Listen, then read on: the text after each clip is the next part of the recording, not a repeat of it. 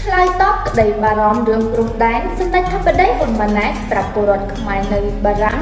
ពីការបដិញ្ញាការពារបូរណភាពទឹកដីមិនឲ្យបាត់ឡើយ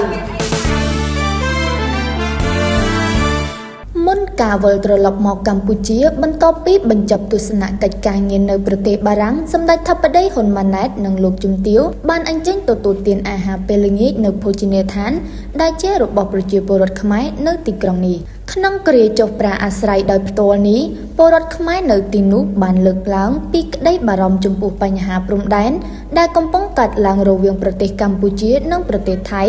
តែជាការឆ្លើយតបសម្ដេចធិបតីបញ្ជាក់ពីការបដិញ្ញាចិត្តយ៉ាងមោះមុតបំផុតចំពោះការការពារបូរណភាពទឹកដីនិងអធិបតេយ្យភាពជាតិបើតាមសម្ដេចធិបតីអមដោយវីដេអូជួបសំណេះសំណាលនិងសួរសុខទុក្ខជាមួយប្រជាពលរដ្ឋខ្មែរមួយចំនួនដែលកំពុងរស់នៅប្រកបមុខរបរនៅទីក្រុងនេះប្រទេសបារាំងបានបញ្ជាក់ឲ្យដឹងថាពលរដ្ឋខ្មែរនៅបរទេសតែមានចិត្តនឹកចំពោះស្រុកកំណើតនិងបង្ហាញក្តីបារម្ភចំពោះបញ្ហាព្រំដែនហើយជាមួយគ្នានេះសហគមន៍ខ្មែរបានលើកទឹកចិត្តឲ្យរាជរដ្ឋាភិបាលបន្តអភិវឌ្ឍប្រទេសឲ្យកាន់តែរីកចម្រើន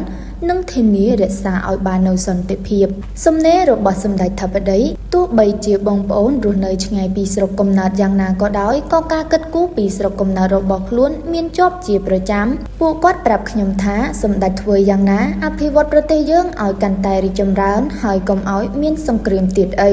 ជាពិសេសពួកគាត់តាមដានដោយក្តីបារម្ភពីបញ្ហាព្រំដែនដែលកំពុងក្តៅឆ្លើយតបនឹងក្តីបារម្ភខាងលើសម្ដេចធិបតីនាយករដ្ឋមន្ត្រីបានអះអាងទៅកាន់ប្រជាពលរដ្ឋនៅទីនោះថា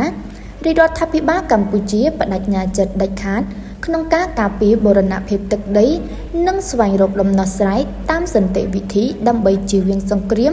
និងការពារផលប្រយោជន៍ជាតិនិងប្រជាជនខ្មែរ